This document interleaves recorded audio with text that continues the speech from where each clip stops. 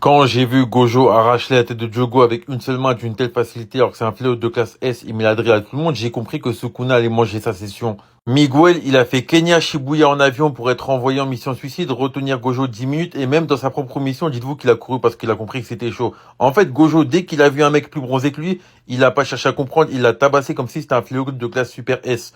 Il a broyé Anami juste avec sa pression spirituelle, il a pas de ralentir, ce rire qui monte jusqu'aux oreilles. Il est devenu exorciste juste pour tabasser des fléaux. C'est un mec, il aime trop son taf. Tu lui dis va sur le terrain et un fléau il fout la merde. Regardez comment il le pulvérise. Théma, le grand écart qu'il fait avant un combat, mais tu m'étonnes que Sukuna, la première fois qu'il a apparu face à lui, il a servi de chez Ikea. Non, franchement, t'as pas le niveau. T'étais chaud il y a 1000 ans, laisse la place à la New Gen. Il avait plus aucun appui, Gojo, il lui envoyait que des golden. Gojo, il a tellement traumatisé Sukuna, il savait qu'il avait pas gagné en 1 contre 1, il a dû prendre le corps de Megumi, il a dû invoquer Makora, il a dû ramener un autre familier, il a dit c'est un 3 contre 1. Parce qu'il savait qu'en pur 1 contre 1, Sukuna se serait fait pulvériser. Non les gars, tout ce qu'il a dû faire, c'est une dinguerie.